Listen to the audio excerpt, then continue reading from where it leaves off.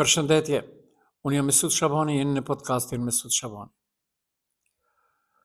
Qytetarët në mungesë të argëtimit real, po argëtohen me politikën dhe masat ndëshkuese që po i vë në funksion dhe pritet që të vijen edhe nga ku vendi propozimet e Ministrisë së Punëve të Brendshme për dënimet lidhur me shkeljet.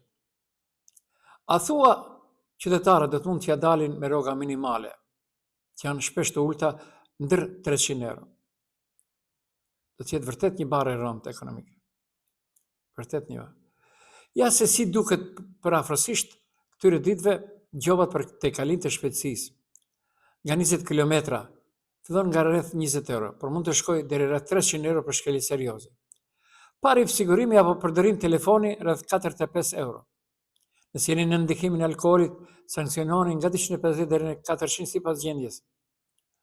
Heqja e patentës si masë penale dhe konfiskimi i automjetit që po kërkohet për përsëritje janë masat të propozuara ndryshime që synojnë sanksione shumë të forta, jo thjesht gjoba. Përcaktimi i saktë i shumës për çdo shkelje të re nuk është publik në tabela standarde, por është pjesë e reformës. Me rroga minimale që janë shumë të ulta dhe gjobat mesatare praktikisht përbëhet një barë e rëndë ekonomike për shumë qytetarë. Në Evropë si duken gjobat dënimet realisht? Në shumë vende perëndimore, gjobat janë edhe më të larta se në Maqedoni për shkelje serioze, por shpesh lidhen me rrogat dhe sistemin e pikëve. Për shembull, Holanda. Për telefon gjatë vizitjes përdorimi dënimi është 440 euro. Nëse jeni në dritë të kuqja 320 euro. Mirpo, rroga mesatare është mbi 6000 euro. Francë, shkelja e rëndë e shpejtësisë në kufirin 50 km lart arrin deri rreth 1500 euro. Në Norvegji, Suedi, një prej gjobave më të larta për tejkalin të shpejtësisë arrin në 400-476 euro për 14 km/h mbi limit. Në Zvicër dhe disa vende nordike, sistemi bazohet në të ardhurat e shoferit. Për persona me të ardhura shumë të larta, gjoba mund të jetë disa 10.000 euro, ndërsa mbi 100.000 euro për shkelje të rëndë. Por këtu është pika kryesore. Në shumë vende evropiane, gjobat e larta lidhen me nivelet e të ardhura dhe me sistemin e pikëve, një strukturë shumë graduale të dënimit.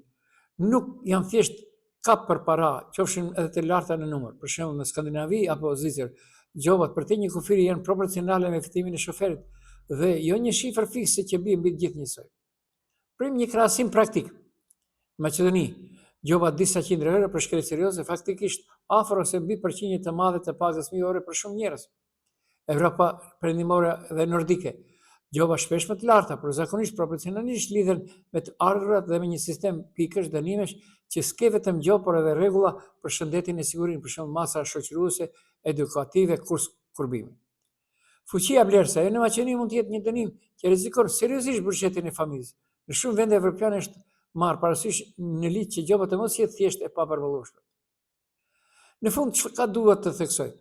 Po, niveli i gjobave në Maqedoni në kontekst të pagave është shumë i rëndë dhe në praktik mund të duket si harash mbi qytetarët, sepse shumë prej tyre nuk kanë fuqi të madhe vlerëse dhe sanksionet janë absolute pa lidhje të qarta me nivelin e të ardhura. Në shkallë absolute, Evropa perëndimore ka dhe gjoba më të larta, por zakonisht ato janë pjesë e një sistemi më të zhvilluar ligjor dhe ekonomik, jo thjesht mënyrë për të mbledhur para nga shoferët. Sot, apo më mirë të themi saktë veç më dje, Nevzat Beta, kandidati sërish i kësaj radhe i vlenit jo i BDI-s për kryetar komune në Gostivar, duke pasur parasysh se në afërsi ka edhe prokurorin edhe policin financiare, ai doli në një televizion të TV1 dhe dha deklaratë mjaft interesante. Salla e Këshillit Komunal duhet të kushtojë, tha, rreth 50.000 euro, ndërsa sipas asaj se Taravari që ka llogaritur del 750.000 euro. 700.000 euro të shkujt i besojmë, Taravarit apo Betës. Beta kishte dokumentin në dorë. Ta dëgjojmë. Për ndërtimin e sallës të Këshillit Komunal. Për të ndërtuar sallën e Këshillit Komunal, që mbas të standardeve evropiane me 50 karike kushton 50.000 euro. Ato e kam hapur të nderit dhe këtu e kam. Provën, e kam dokumentin, ka kushtuar 750.000 euro. me 750.000 euro mund të ndërtojsh një ndërtesë të 10 katëshe me gjithë infrastrukturën. Ky është kriminaliteti më i madh në historinë e vendit tonë që e ka bërtur Karavari. Edhe për këtë do të përgjigjem. Po pra, e dëgjohet. Nevzat Bejta nuk do ndalet.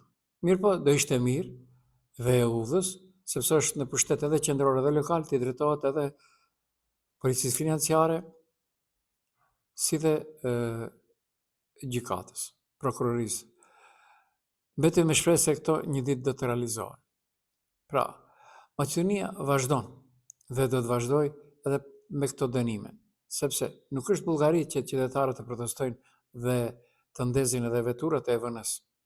Nuk është Bullgari që qytetarët të rrëzojnë 2 javë radhazi në protesta qeveri.